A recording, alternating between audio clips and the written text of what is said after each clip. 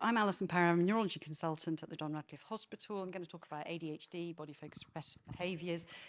Nobody comes to my clinic and tells me about their body-focused repetitive behaviours. I have to ask about it.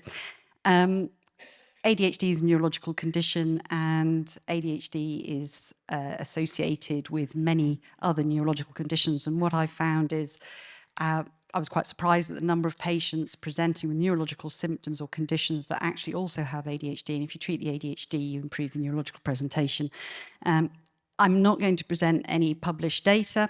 So everything I'm telling you is clinical anecdote. So that's the best I can do. But hopefully you'll still find it interesting. So what am I going to cover today? It looks quite a lot, but I'm going to try and romp through it. So first of all, just why are we discussing this? And actually, it was a conversation with Claire, and we were talking about body-focused repetitive behaviours. And I said, well, all my patients have got that. And you went, really? Yeah. And then I just wanted to just touch on a couple of stigmas that often happen, like, people often... people now are almost worried about getting diagnosed with ADHD because they dread telling people that they're going to get something like this sort of comment, but isn't everyone a bit ADHD? And the answer is no, they are not. So you need to know what ADHD is, first of all, because if you don't know what it really is, then you're not going to understand why people get body-focused repetitive behaviours in it. And the thing is, it's like any symptom. If somebody's got a cough, they could have lung cancer, they could have asthma, they could have a chest infection. So the thing is, there's only a certain number of ways we can sort of manifest things. So what you have to understand is what the motivation is behind all of these different things. And I think sometimes people are a bit, limited sometimes in that they look at something and make an assumption.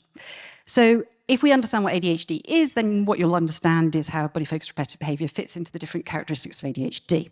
Now, there probably won't be time, but I've got a case history if anyone's interested as well. Just quickly, person at the top, William Dodson, fantastic guy, taught me sort of a huge amount about ADHD. We're putting a book together at the moment about things like neurological symptoms, body-focused behaviours and all the rest of it. And then I'll put a link at the end if anyone's interested. And then a huge number of other people that have just been enormously supportive to me because obviously as a neurologist, an adult neurologist, I don't know any other adult neurologist that does ADHD work. So I've really needed the support of a lot of psychiatrists. So let's just go on to this first. So first of all, there's very limited knowledge about body-focused repetitive behaviours and ADHD. The papers talk about sort of 25 to 30% ADHD in trick or skin picking disorders. But the thing is, if you actually look at those papers and ask how they've defined it, it's that they've asked people if they've got a diagnosis of that. And of course, it's massively underdiagnosed. So that 30% is going to be massively underdiagnosed.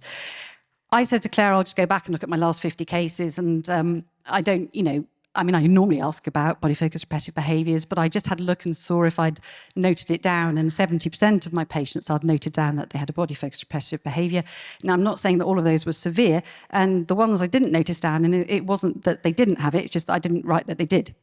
But I can tell you that when I'm talking to patients with ADHD, I'm surprised if there isn't a body-focused repetitive behaviour of some sort, even if it's fairly mild and not too impairing, although I appreciate that they can be profoundly impairing.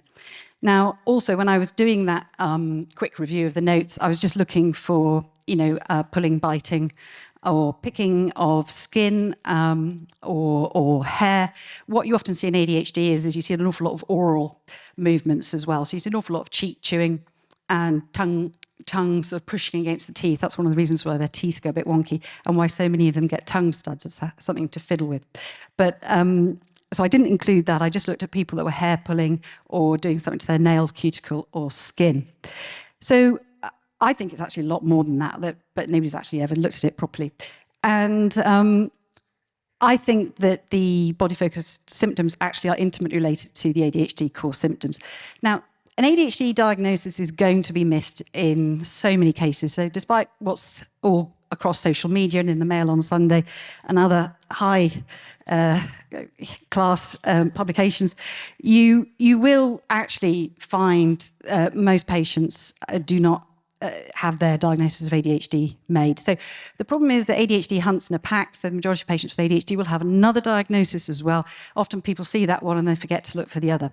The other problem is, of course, ADHD is something, it's the way the person's always been. It's not like depression, which comes on. It's not a state change. And ADHD is 70 or 80% genetically determined. So you're going to have at least one family member with it. It won't be diagnosed. And they'll just say, well, we're all like that in this family. And so it's normal. And it also gets wrongly interpreted. So, for example, a very common thing is that the hyperactivity that you see in ADHD, in a kid might be tearing around a classroom, but after puberty, it internalizes. So you get a sense of internal restlessness, a feeling of unease. So the person feels anxious, but they don't know what they're anxious about. 80% of people with ADHD can't sleep. So you go to GP, say, I can't sleep, I feel anxious, here's an SSRI. So and similarly, the perfectionist women with ADHD will never ever get diagnosed, because if they're not impulsive, they're not going to cause a problem for anyone else but themselves. And if they're bright, then they'll compensate. They'll become obsessive list makers, and then they'll get told they're a bit obsessive and they should stop making a list. But if they stop making a list, the whole life will implode. So ADHD is a very serious neurological condition. Joking aside, the one study we've got looking at a cohort of white boys followed up on life expectancy predictions, it'll take 12.7 years off your life if you're male. And it is, I mean, I could do a whole talk on this, but, if I said to you, you could reduce fatal car accidents in men by about 50% if you treated their ADHD. So what I've noticed is that if I treat the ADHD, the body focused repetitive behaviour gets better, although the patient hasn't come about that. And it's only if I ask about that, they go, oh, yes, I made it, I'm not doing that anymore. Or I do it when my medication wears off. And also, people are going to do much better in therapy if they've got their ADHD treated, because they're not emotionally dysregulated and they can focus and they can keep their diaries, which otherwise are too boring to keep doing after they've been doing it for a week. So let's get on to a few of the stigmas. So anyone with a body-focused repetitive behaviour, I'm sure, is used to shame and stigma. It's getting a bit like that with ADHD as well. No, not everybody has got ADHD in the same way that not everyone's got treatment-resistant depression. There's different shades of symptoms, but at a certain point you have enough symptoms which are consistent, persistent, pervasive and impairing, and then you get the diagnosis. But ADHDs are tribal people, and they tend to sort of smell each other, and they all group together. So what happens is they say, well, I can't have it because all my friends have got it. And you think, well, yeah, but all your friends have got ADHD. So I think this is another thing that's often said, everyone wants to. I don't think that's true. I think people just want to understand, like, why can't I do these things? Why am I not fulfilling my potential? What's wrong with me? What's going on? Because actually, if you don't have an alternative explanation, you're going to find one, and it's going to be a very negative one. People always say, oh, well, anyone can tell you what they like. And you think, well, yeah, they could, but they could tell me anything they like about their migraine or about their depression or about the fact that if they collapsed last week. So, that's daft as well. So the whole problem is that, as we'll see, that ADHD, the pattern I'm looking for is consistent inconsistency. So things, if you're dyslexic all the time. ADHD are inconsistent, that's the pattern, right? So the thing is, if you don't see a pattern that you're expecting to be consistent, then you think, well, there isn't a pattern.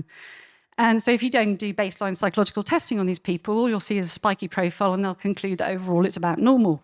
But the whole point is that the fact it's inconsistent, that's the answer, not what the individual subscores are. And I guarantee you'll miss it. So probably of all the sort of several hundred patients that have been through the neurology clinic that have had ADHD diagnosed, probably only about 4 to 5% of them had that diagnosis before they came. But they were all on, SSRIs or in counselling or had been through psychiatry and stuff. It's not that they were well people walking around the streets. So if you think about ADHD, we just need to understand, first of all, what the main symptoms are. And, a lot of people, when they think about ADHD, they either think about somebody sort of dippily staring out the window, sort of zoning out, or they think about someone sort of, jumping up and down like a kangaroo or running around a classroom. So there are criteria. The way I just remember it is just very simply, I'm simple soul. I remember it as ACE, like as in the playing card, which stands for arousal, cognitive and emotional. And we'll go through these now. And as we go through them, what you might be able to do is just start imagining how body-focused repetitive behaviours might fit into this, either as a manifestation of ADHD, for example, hyperactivity, or as something which is a sort of compensation, or something which is actually helping the core ADHD symptom. So if we just think about the first thing about ADHD arousal, so if you just think about hyperactivity, as I've said, people can be physically hyperactive, and what you tend to see is the person who's just sort of sitting there, just jiggling their leg constantly. Or women tend to just sort of play with their hair, play with their rings, they fiddle. You won't see it unless you look for it. The other thing that you'll see, it's quite migratory, the hyperactivity. So one of the things I do is get people to sit very still in clinic. And if you do that, what you'll see is that the hyperactive limb movements will cease, and then you'll see that they start biting their lips, that they have to keep moving in some way. But the activity actually goes internally. So what I say to people, which is interesting after the last talks we've had, I said, when's the last time, looking back on your life, apart from when you've been intoxicated, has your brain felt at peace? And they say, never. My brain has never felt at peace. And so this is because most people with ADHD run about 3 or 4 thoughts at any one time, or they're mind wandering an awful lot. So there's a sense of kind of unease, never feeling at peace. And this is why people with ADHD use drugs of abuse. It's not because they're impulsive. It's because they cannot bear this terrible feeling of unease and jitter and this feeling that they're not at peace. And so the drugs that will do that nicely for you are any of the opioids or cannabis or alcohol. And this is why so many of them are in the pain clinic, because codeine will do it nicely, as with gabapentin. Some of them are impulsive. In terms of the cognitive problems, people often talk about executive function deficits in ADHD, but in actual fact, it's all really down to motivation. If you've got a patient with ADHD that's motivated to do the task, they won't have any problems whatsoever. So the thing is that we're all motivated to do things that interest us, but people with ADHD can't do things if they don't interest them, unless they do it last minute. So we call them lastminute.com. So somebody with ADHD is a very binary state. They're either sort of high or low, on or off. There's no time. It's like now or not now. So what you have is you have a sort of off state where the person's kind of like in a like, can't get interested in anything. Or they're suddenly really engaged. And when they switch on, it can just be literally like a click of a fingers and they're switched on. But the problem is they can't get switched on by importance. So people without ADHD can get switched on because something's important. You know, you've got to do it. Your teacher says you've got to do it. People with ADHD can't do that. The only way they can get turned on is if their task is novel, interesting, challenging, or they feel passionate about it. And if it's any of those things, they'll do it without any problem. They'll do it for about 10 hours without any impairment whatsoever. If it's not any of those things, the only way they'll do it is through urgency, which is lastminute.com. So the other thing to say is emotional dysregulation. So anyone with ADHD has got normal emotional responses, except for they're just big and quick. So anyone would be upset, but they're just 12 out of 10 upset and it happens quicker.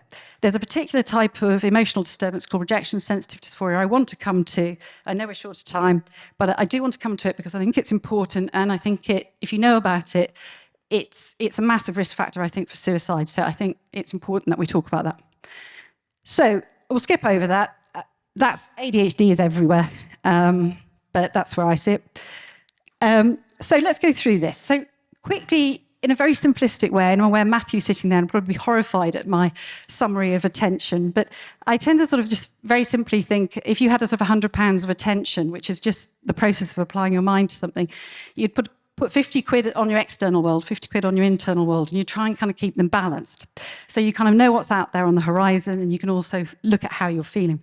The problem is people with ADHD can't really do that. They either kind of go off into their internal world and mind wander and lose 4 hours, or they're kind of racing ahead in the external world. And they can flip between the two quite easily. And also, their sort of cone of attention is either so wide, and they can't inhibit what's coming in, or it's kind of in this narrow hyperfocus, which is not the same as flow state, by the way. Hyperfocus is a kind of stressful state, even if it's productive. So the problem is ADHDers can't get engaged, and if they can't get engaged, if they're in that I'm not interested state, they will do anything to get engaged. They'll pick a fight, they'll run into the road, they'll do anything. And one of the things they will do is actually the pain, the kind of pain of the repetitive body behavior can also be quite stimulating. They also find very often that they go into a sort of zone out when they're going into their internal world. And before they realize it, they've done a huge amount of body focused repetitive behaviors, and then they're horrified when they sort of come back to earth. All ADHDers are time blind. So they spend hours in the bathroom, they lose time all the time, and of course that doesn't help.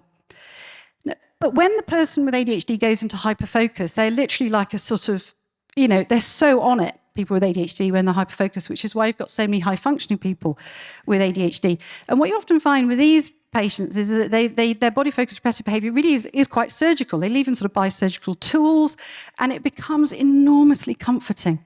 It's that absolute sort of one thought, and their brain is finally at peace. And so it's very soothing. And also they get a goal.